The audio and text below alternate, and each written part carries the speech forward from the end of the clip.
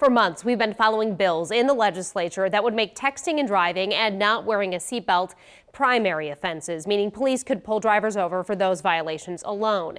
Safety advocates have asked for these laws for years and have gotten shut down. This year, the exact same response. The bills died in the Transportation Committee.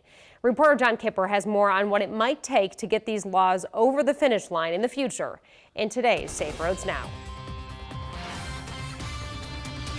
Another year, same result.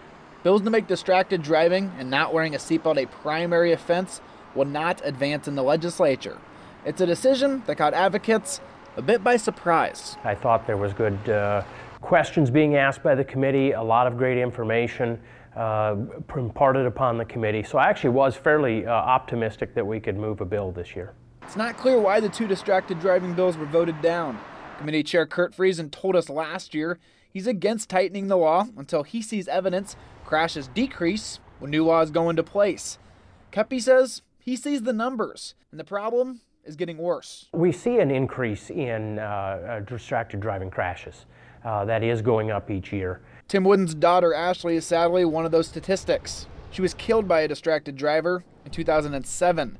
He's disheartened by the continued inaction in Lincoln. I question the people that represent us, to be honest. To me, it's glaring and it's apparent, but for some reason it's not getting put through. I spoke on the phone today with Spike Eichel from the Nebraska Defense Attorneys Association. He says that the glow of the phone alone could be enough to get you pulled over. As far as seatbelts go, he says not wearing one only affects that person.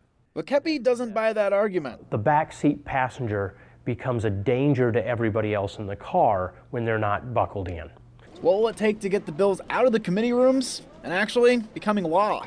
For seatbelts, Kepi says he saw the senators learning during the committee hearing. He thinks an education push could change their minds. On the distracted driving front, he says the majority of Nebraskans want tighter laws, and the legislature needs to hear from them. If we could get citizens involved and corporate citizens involved in Nebraska, I think we could make a big difference down in the legislature. And at least one Nebraskan who has not spoke up at hearings in the past says he's now considering testifying in Lincoln. It may be part of what we have in store for us. I don't know. For Safe Roads Now, John Kipper, 3 News Now.